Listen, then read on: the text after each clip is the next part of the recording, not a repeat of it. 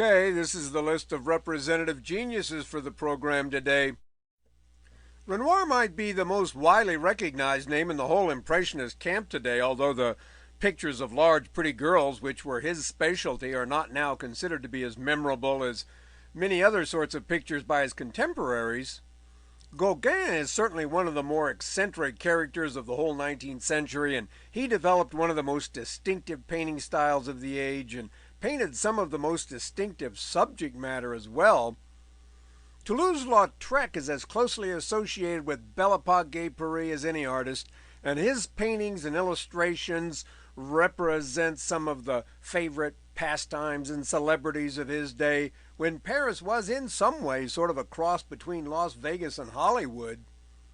Van Gogh is usually regarded now as the most important painter of at least the late 19th century in Paris, France as a whole, despite having one of the shortest creative lifetimes given to any artist and suffering from serious psychological disturbances.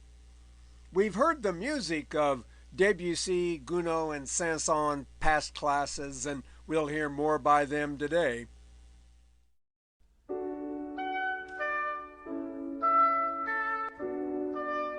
This is a self-portrait now by Pierre-Auguste Renoir, the son of working-class parents in Limoges, but the family moved to Paris when he was about 10, and as a boy he helped out with the family finances by painting decorations on china, a talent he might have learned in his birthplace, famous for its porcelain, of course.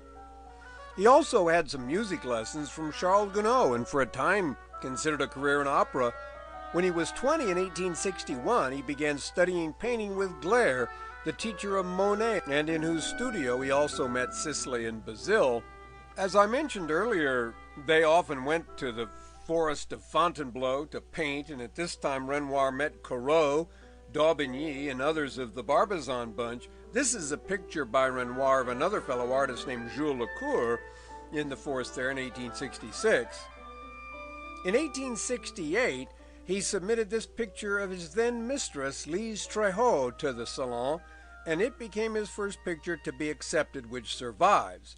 His picture called L'Esmeralda was accepted in 64, apparently, but he may actually have destroyed it himself. It was the picture of a peasant girl with a goat I mentioned earlier. By this time he was sharing his studio in the Rue Condamine with Frédéric Bazille near the Café Gerbois, which, as we've heard, Manet and his friends frequented at the time, and he met him there along with Degas, Zola, and other habitués. The picture is by Bazille, and he's the tall fellow in the center, but some think Manet actually painted him, and that Manet himself is the fellow in front of him to whom he's speaking, although some think that's actually Monet. Monet and Renoir made several visits to the riverside resort called La Grenouillère and painted the scene there. This picture is by Renoir. The circular floating island was called the Camembert because of its resemblance to a cheese wheel. This is a view by Monet now. I mentioned last time that Manet called Monet the Raphael of water, and his treatment of the rippling light on the waves of the river is obviously more convincing than Renoir's, I think.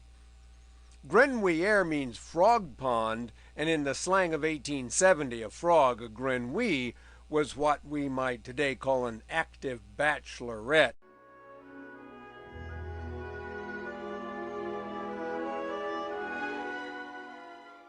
This is a portrait by Renoir of Bazille at work. Zola said Bazille looked like a big Jesus. He was to be killed 3 years after this was painted during the Franco-Prussian War. Renoir, like Manet and Degas, also fought in the war, or at least were in the French army. During the Communard insurrection, which followed the surrender, Renoir was painting outside and was accused of making plans of the city defenses to give the government forces under Thiers preparing to attack the rebels from Versailles. This is a portrait now of Renoir by Bazille, painted the same year. He was marched off, and according to Paul Valéry, was only saved from the radical firing squad when it turned out that Raoul Rigaud was in charge, and Rigaud had been a journalist, and once when Renoir was painting in Fontainebleau in the forest there, Rigaud had run into him while he was on the lam from the police because he'd been writing for Rochefort's paper back when Rochefort was a socialist instead of a fascist. Renoir told him just to sit around with a sketch pad and smoke cigars all day, and in Barbizon no one would even notice him. This doesn't seem like much, but Rigaud was very grateful that Renoir at least didn't turn him in, and he more than repaid the debt when he had the chance. Rigaud ordered him released and even had the Marseillaise played in his honor. 2 days later, Rigaud himself was shot dead when Thiard's forces did reach Paris. In 1874, Renoir exhibited this picture in the first Impressionist show. It's called La Loge, and this is what we usually think of when we think of Renoir, a pretty girl having a good time. It's because of this kind of subject matter that he is usually now regarded, like many of the Impressionists, as a lightweight, primarily because he doesn't address the needs of the working class. I'm not sure how many urban working men Camille Pissarro painted, but he is, I think, regarded as a great painter in some quarters, primarily just because his political perspective was that of a socialist anarchist. The girl in this picture is said to be the Montmartre Café celebrity Nini La Goulou. This is a picture by Renoir of another kind of theater fan altogether. It's called The First Outing, and it's a perfect representation of intense anticipation.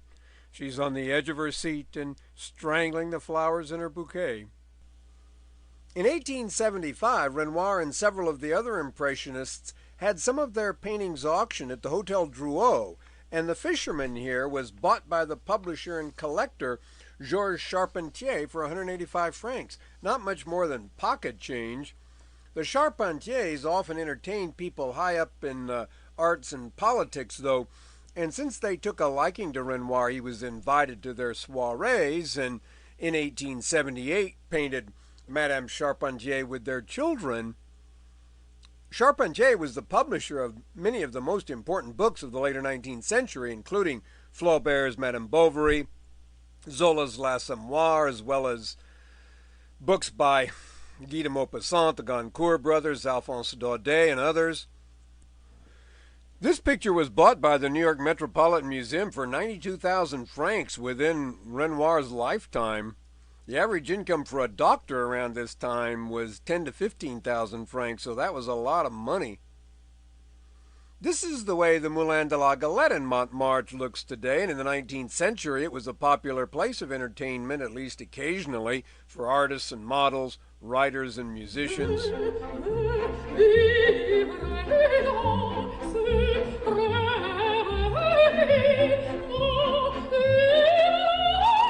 In 1877, Renoir submitted 21 paintings to the Third Impressionist exhibit, including the Bal au Moulin de la Galette, now regarded as one of his most important pictures. It was bought by his fellow Impressionist, Gustave Caillebotte, but the exhibition as a whole was far from a financial success for anybody. This version, along with 80 other paintings by Renoir, is in the Orsay, but another somewhat smaller version was also painted, which sold for $78 million to a Japanese businessman named Ryo Saito, who created a big fuss when he said he wanted to have it cremated with him.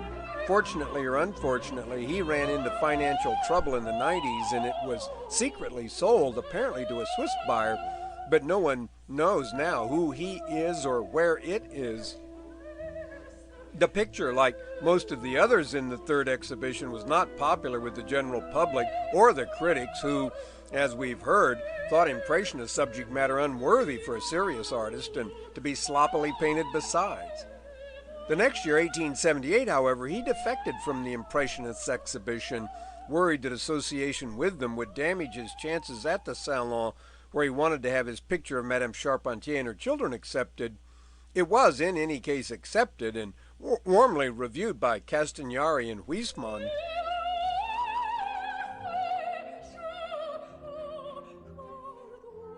Shortly after this, in 1881, he painted another of his most well-known pictures, The Luncheon of the Boating Party.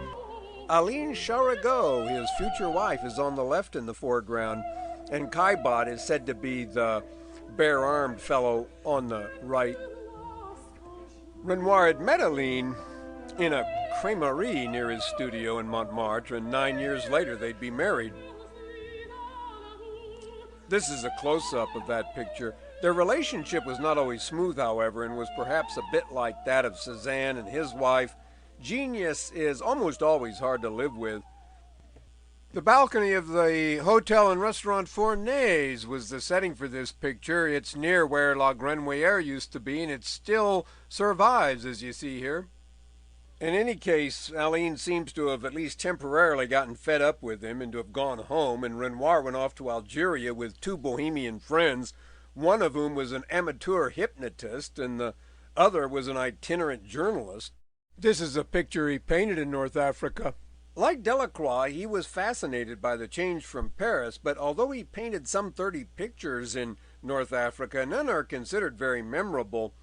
He was missing Aline, too, and returned after just a month, and they now moved in together with her mother as housekeeper. 6 months later, though, he went to Italy, probably again without Aline. He doesn't really have the reputation of an adventurer, but he probably traveled as much as any of the other Impressionists. He visited the usual tourist sites like Venice here. This is a picture he painted of the Doge's palace. But again, none of the pictures he painted on this trip are found in standard art history texts. On the way back to Paris, he visited Cézanne in Provence, where he painted some landscapes, but his real forte was the Parisian scene. After his return from Italy, he met Suzanne Valadon, another of the memorable Montmartre characters of the age. She had been a circus acrobat, but had suffered some injury and became what was euphemistically called an artist's model, and was for some time Renoir's mistress when he wasn't seeing Aline Chargot. This is the picture most likely to be of her, called Dancing at Bougival. But some think she is also the right-hand girl in The Bathers of 1886, and these are both well-known pictures by Renoir. She also had a 6-month affair with Erik Satie that was that eccentric fellow's only serious romantic involvement, but one which affected the whole rest of his life.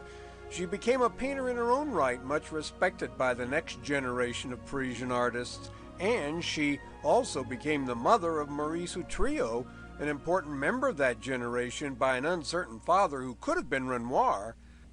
A minor artist named Miguel Utrillo also claimed to have been the father, and the boy was given his last name. Diego Rivera tells the following story. After Maurice was born to Suzanne Valadon, she went to Renoir, for whom she had modeled 9 months previously. Renoir looked at the baby and said, "Can't be mine, the color's terrible." Next she went to Degas, for whom she had also modeled. He said, "Can't be mine, the form is terrible." At a cafe, Valadon saw an artist she knew named Miguel Utrillo, to whom she spilled her woes. The man told her to call the baby Utrillo. "I'd be glad," he said, "to put my name to the work of either Renoir or Degas." This is a portrait by her of Erik Satie. He was born in Honfleur and then came to Paris and enrolled at the Conservatoire, where he was universally regarded as talentless. He then began spending time at the Chat Noir, introduced himself there to Rudolph Salas, its celebrated owner, as a gymnopédiste. There are various theories about why he did this, but in any case, he also called his most well-known compositions gymnopédies. Of these, the first, published in 1888, is the most popular. In 1893, he met Suzanne Valadon and proposed to her a few hours later. She did move in next door to his flat in Rue Courtauld in Montmartre, number 6, the building on the right in this picture, but then moved out 6 months later. He began drinking heavily, but lived to nearly 60 before dying of cirrhosis. We don't have time here to go farther into his career, but he too knew almost all the people of the next generation in all the arts. We'll hear part of his Gymnopédie number 1 now.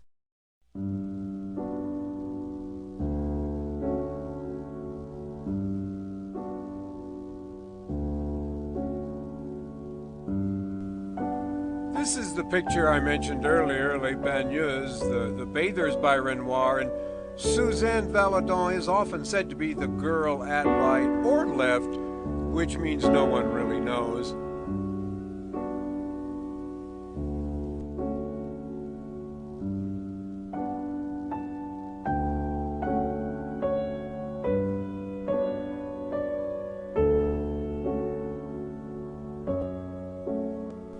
She is also said to have been the model for the girl braiding her hair here by Renoir.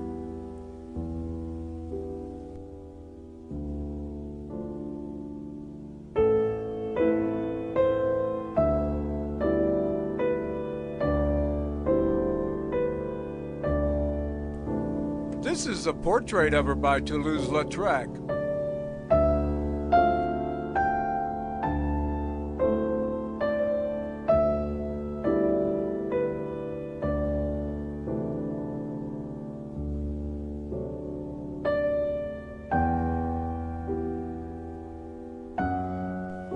Another by Toulouse-Lautrec.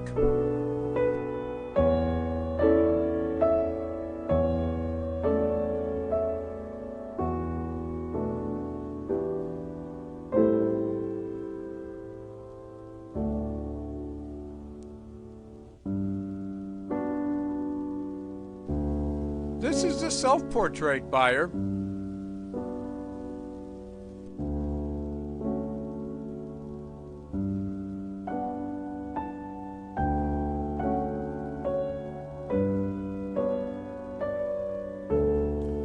And this is a photograph of her with Maurice Trio.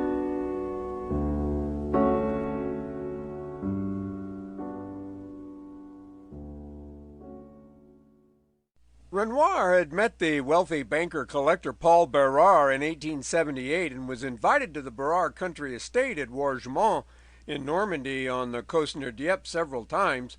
In 1884, he painted this picture of the Bérard children, and it is considered a good example of what's called his dry or Ingresque style, which followed the trip to Italy, although it's not very obvious why his exposure to Italian art would have produced this effect. In any case, the Ingresque style was only transiently his favorite, and by 1890 he had essentially returned to the kind of technique we associate with the Impressionist look. He painted this picture at Wargemont. Renoir was very close to several of the other Impressionists, although he did not take part in the later exhibits. He probably painted more portraits of his fellow artists than any other Impressionist. This is a picture he painted of his friend Alfred Sisley, and he contributed a painting to an auction held to benefit Sisley's children after the latter's death. Earlier we saw the picture he painted of Berthe Morisot and her daughter Julie, and Renoir himself and Mallarmé became Julie's guardians when Berthe died, as I mentioned. Caillebotte was actually godfather to Renoir's first son, Pierre, and Renoir was the executor of Caillebotte's estate when he died. He contributed to a fund to buy Manet's Olympia for the nation, too. This is a portrait he painted of Monet. He frequently exchanged visits with him and had even been welcomed by the reclusive Cézanne in 1888. In the early 1890s, he began to suffer severely from arthritis, although he did make a trip to Spain and continued to travel and paint widely in France. By this time, he was making considerable income by virtue of his sales through agents like Durand-Ruel. His pictures were popular enough that in 1904, he even sought to sue over forgeries of his work. His current stature is mostly determined by pictures he painted before 1890. This picture, The Girls at the Piano, is one of the last pictures he painted to be widely reproduced. Most of his subjects over the last 20 years of his life are either genre subjects like this, popular with grandmothers, or large nude girls, popular with grandfathers. Renoir once said that if God hadn't created woman, he probably would never have become a painter. This is one of the latter class, which is, along with 180 Renoirs in the Barnes collection, which has been, of course, the subject of much controversy and even a movie recently. The celebrated eccentric Barnes was, in effect, under the spell of new criticism or formalism, depending on how you define these terms. In any case, he adopted the viewpoint that nothing matters but the look of the painting. Context is irrelevant. But if you want to argue that all the value of a picture lies in its appearance, it's difficult to understand why an original Renoir is worth 10 million and a copy which not one museum goer in 10 million could tell is not the original is worth absolutely nothing.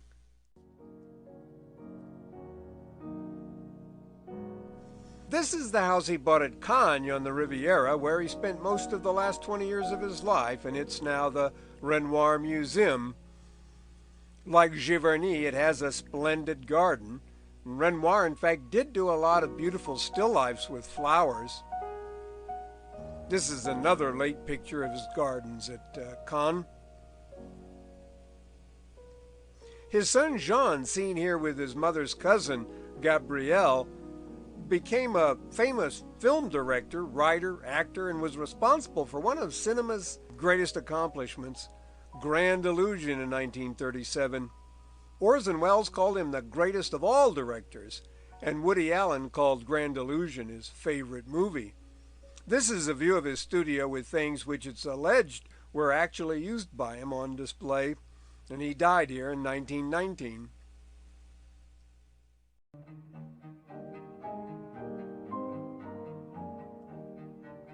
This is a photograph of Paul Gauguin with his wife Mette, taken in 1874 when he was a dissatisfied stockbroker wanting to be a painter. I've mentioned Paul Gauguin occasionally already, and he is often popularly classed with the Impressionists and did exhibit with them several times, but he painted in a style that was, at least at its most representative, very different, and he and Van Gogh are now usually called post-Impressionist. He was born in Paris in 1848, but spent several years in Peru with his mother's family, which was Spanish. His father died on the voyage out, so he was essentially raised by her. They returned to Paris when he was 7, and after finishing school he joined the Merchant Marine and led quite an adventurous life before returning to take a job in a brokerage firm in Paris. This was arranged by Gustavo Rosa, a well-off family friend, who also was an art collector and may have inspired Gauguin's original interest in painting.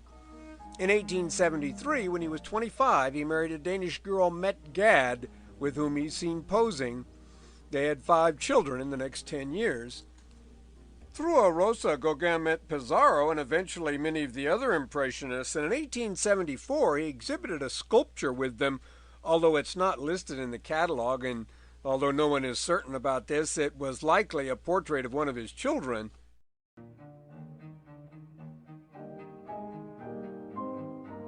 In 1876, he had a landscape accepted for display by the Salon, and this may be the one, looking along the Seine in winter toward the Pont de Iéna. For the 5th show in 1880, he exhibited this view called the Market Gardens of Vaugirard. He also sold 3 pictures for 1,500 francs through Durand-Ruel and started listing his occupation as artist. But he wasn't making a living, and in 1884 he moved to Denmark, in part to please his wife and to try to reduce living expenses, but he had to do business work there he hated. He hated Denmark as well, and their marriage essentially broke up by 1885 when Gauguin returned to Paris.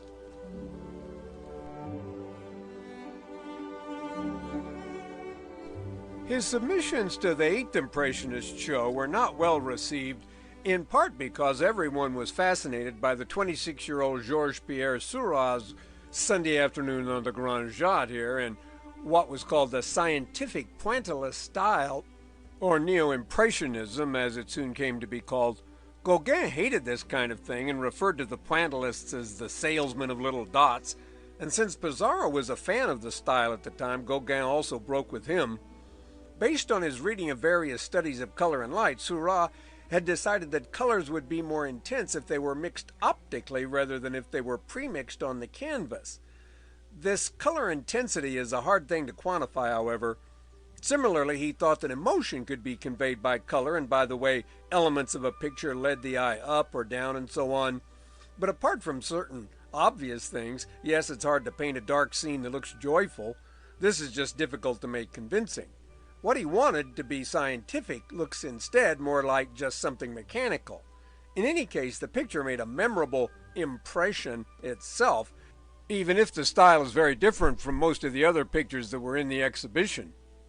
And in fact, Le Grand Jatte, the pictures of Signac, Seurat's Neo-Impressionist colleague, and the pictures of Pissarro, who had begun to paint in the style as well, were hung in a separate room.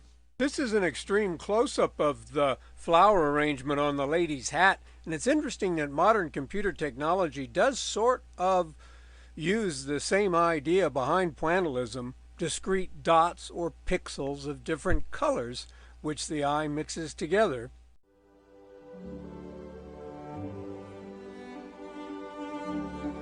This is the way the Grand Jade looks today. It's a mile-long island in the Seine to the west of central Paris and is still popular for Sunday outings. However we're to account for the celebrity of Seurat's painting, and size has something to do with it, it's 10 times as large as the typical Impressionist picture. It's become one of the most recognized icons of the era, and like the Mona Lisa, has been used in countless ads and in movies and Broadway musicals. It's now in the Chicago Art Institute. This is the still life with Charles Laval that Gauguin painted.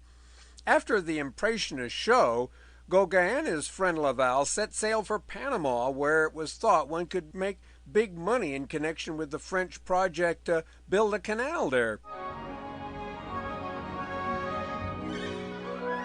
This came to nothing, however, and they just managed to put enough money together to sail home via Martinique, where Gauguin did paint several pictures, including this one, which to some extent foreshadows his exotic Tahitian subjects. They finally arrived home in Paris in November of 1887, suffering from malaria and dysentery, but Gauguin then met Theo van Gogh, the dealer brother of Vincent, and he agreed to display some of his paintings, which led to an acquaintance with Vincent himself, who had just arrived in Paris in 1886. This is a photograph of Theo about the same time, circa 1888, and he was to become the chief financial and moral support of his brother and one of the main financial backers of Gauguin as well, from whom he bought pictures on a regular basis. In early 1888, Gauguin left for Brittany and Van Gogh left for Arles. This is the Pension Gloanec, what we'd call a B&B today, at Pont-Aven in Brittany, where Gauguin stayed several times, including a visit in 1888. In September of that year, Gauguin painted what is often considered his first real masterpiece, The Vision After the Sermon. The subject, put straightforwardly, is nuns seeing a vision of Jacob wrestling with the angel, as it happens in Genesis chapter 32. In a letter to Van Gogh, Gauguin simply says the biblical figures are smaller relative to the size of the women to suggest that they aren't real, and he says the same thing about the cow for some reason. He describes the style of the picture as severe.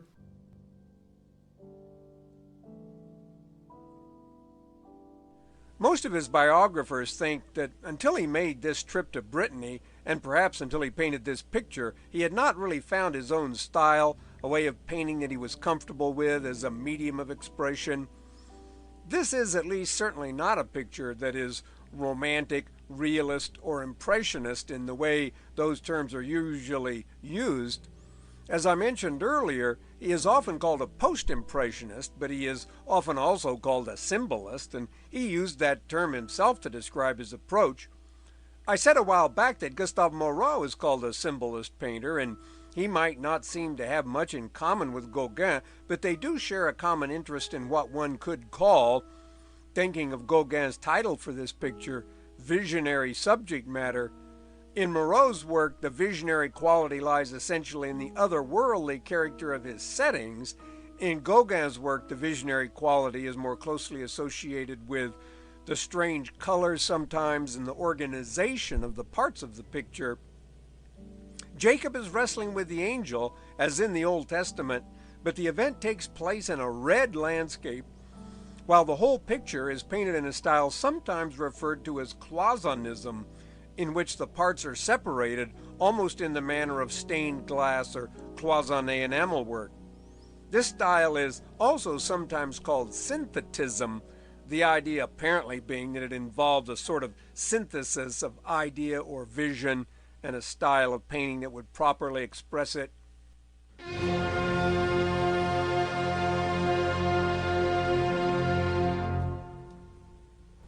This is the self-portrait by Gauguin known as Les Miserables. Almost as soon as Van Gogh arrived in Arles, he began trying to persuade Gauguin to join him there. At first, his motive seems to have been to lighten the financial load on his brother Theo, who was essentially supporting them both. If they lived together, money would be saved. Then in early October, Van Gogh received an explanatory letter, followed by this self-portrait by Gauguin, and his whole attitude to him changed.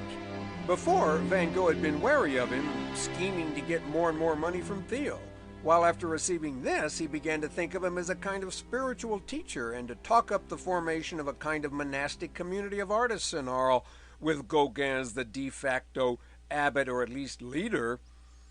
At the right in Gauguin's picture is a portrait of Emile Bernard, with whom Gauguin had been working in Brittany and whom Van Gogh also wanted for his commune. Gauguin and Bernard, who were friends at the time, painted in much the same way, but would later get in a fight over who was influenced by whom. In explaining this picture to Van Gogh, Gauguin says that he feels like Jean Valjean, the much-suffering but noble hero of Hugo's Les Miserables, and you can see Les Miserables written on the picture, which is the thing which gave it the name by which it's best known, Les Miserables.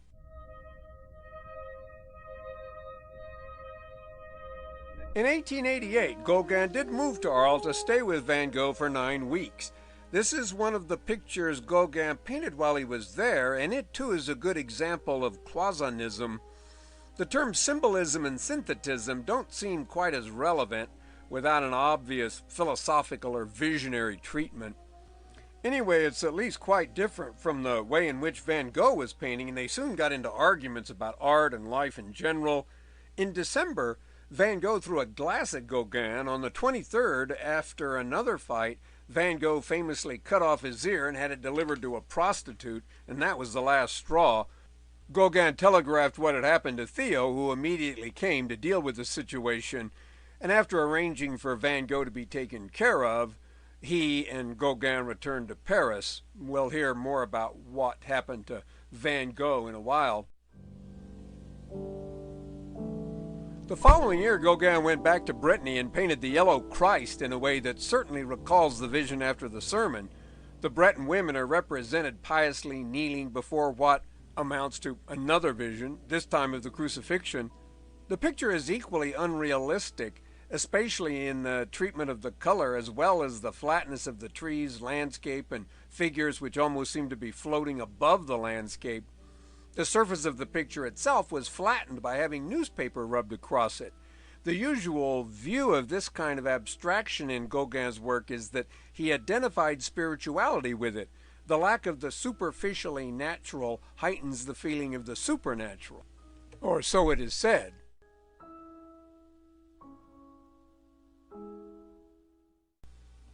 That this picture was especially important to Gauguin is attested to by the fact that he included it in what is always thought to be one of his most memorable self-portraits, the self-portrait with the Yellow Christ painted shortly thereafter. At the right is a picture of a ceramic jar, which is like the one he made that's now in the Musée d'Orsay, and which looks something like it's made in the form of a sort of self-portrait. It seems pretty clear, I think, that in representing himself this way, Gauguin was in effect illustrating the Faustian point that two souls dwelled within him, the Christian and the pagan, the civilized and the savage, the good and the bad. While he was in Brittany in 1889, he shared accommodations with the Dutch artist Meyer de Haan at the Pension Gloeneck and at the inn called La Buvette de la Plage in Pôle Deux, the walls of which they decorated, although the original work is no longer there. Gauguin had begun trying to talk various friends of his into moving to someplace like Madagascar to establish a kind of pure artists' colony, and de Haan was one of those he wanted to go. This is his portrait of de Haan called Nirvana, and it's one of the strangest things he ever painted.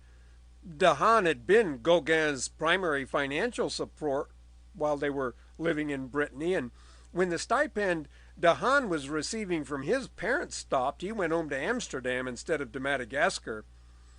Gauguin also wanted Emile Bernard to go, and even asked his estranged wife Mat, but in the end he went not to Madagascar, but to Tahiti, and he went by himself.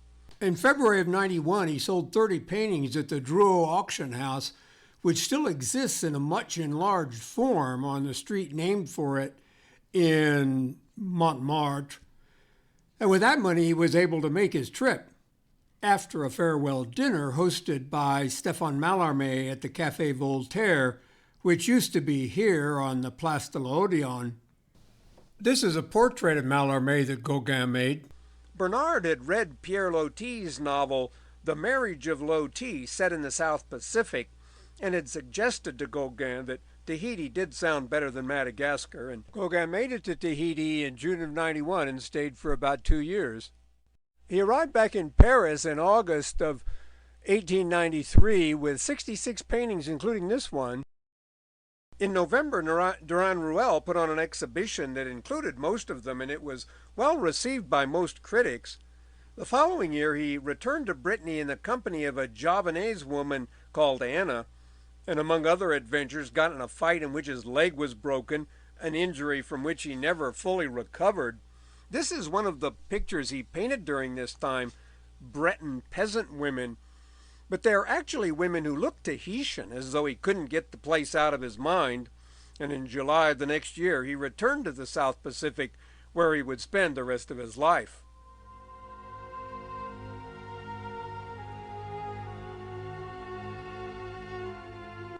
The most important picture of this period is the 12-foot wide De Où venons-nous, Que sommes-nous, Où allons-nous, Where do we come from, who are we, where are we going? It's obviously meant to be a picture of a sort of vision in the manner of the self-portrait with the yellow Christ, or maybe the vision after the sermon. Anyway, he even explained the symbolism to some extent in letters. He says that the picture represents from right to left birth, life, and death. At the lower right, there's a sleeping baby with two women confiding, says Gauguin, their thoughts to one another. The crouching figure staring at them is said to be astonished that they are thinking about their destiny. The central figure, he says, is picking fruit, which suggests at least the Garden of Eden. The idol at the back left is indicating the beyond, and at the far left, an old woman nears death, which she accepts. Below her is a white bird holding a lizard, which Gauguin says represents the futility of words. He claimed, in fact, to have painted this in one volcanic explosion of creative effort, but examination of the painting has shown he worked on it over and over for a long time. This is another of his last pictures. He apparently attempted suicide by swallowing arsenic after finishing De Où venons-nous, but the only authority for this is Gauguin himself, and he was not above exaggerating and exalting his emotional states and attitudes. This picture, Still Life with Dead Parrots, is perhaps meant to have some symbolic, probably spiritual, not to say religious importance also. The picture known as The Girl with the Fan, also painted within about a year of his death, has as its subject one of the most beautiful women who modeled for him. He's been accused of being a racist pedophile, but a lot of people seem to want to just take it for granted that European is a synonym for racist in this context. If you're not actually a racist, if you defend the interests of the islanders against the French, as Gauguin did, you're viewed as patronizing, which is also racist. It's certainly true he lived with teenage girls. One bore him a son, but the average age at which Tahitian girls married was 12 to 14, so if he was a pedophile, so was just about every Tahitian male. This self-portrait, again done within a year or so of his death, makes him look more like the stockbroker he once was than the adventurer, seeker after spiritual insight he'd become. Nor does he look like the burned-out, disappointed, sullen wreck he is said by several biographers to have been at this point. There is no doubt he did abuse drugs and drink, though. He dosed himself with morphine and got a lot of absinthe from somewhere. Contra some of the current revisionism, the Marquesa named Hapuani, the subject of Le Sorcier or the Magician here, said that Gauguin was always very generous to the people of Hivaoa, another Polynesian island to which Gauguin moved late in his life. There's a certain superficial similarity to Joseph Conrad's Kurtz in Gauguin's career. A man from one of the most civilized places in the world going off to one of the least and succumbing to something in the atmosphere of it that changed him. Daniel Schwartz has argued that Conrad, in fact, had read Gauguin's Noah Noah, the account of his first trip to Tahiti, and that it and Gauguin's paintings did influence the writing of Heart of Darkness. Pierre Loti, the author I mentioned earlier, who had read Gauguin's account of his first Tahitian adventure, had himself visited Tahiti while in the French Navy and spent quite a bit of time there, and the story of the marriage of Loti is more or less autobiographical. This is a photograph of Loti in one of the many exotic costumes he affected. Not only did it perhaps inspire Gauguin to go there, but Leo Delibes used it as the basis for his opera Lakme, which, however, is set instead in India, although India is also an exotic foreign place. The most famous part of this is the flower duet, and we'll see some of the paintings Gauguin made during his life on Tahiti and hear that now.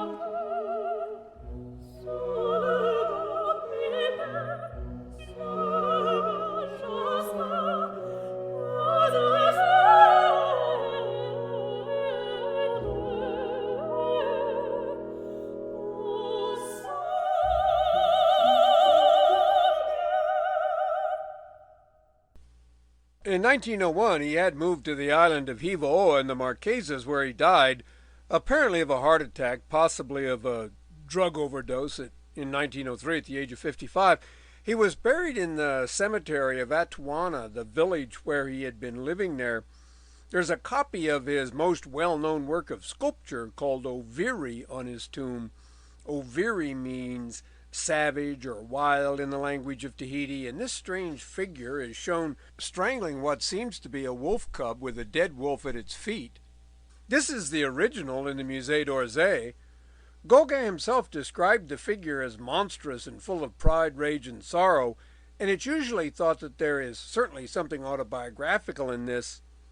As in the self-portrait with the Yellow Christ, he frequently described himself as a civilized savage, as, again, the Faustian man who doesn't know where he came from, isn't satisfied where he is, and is worried about where he's going. Well, we're going on to the second half of this lecture after the break now.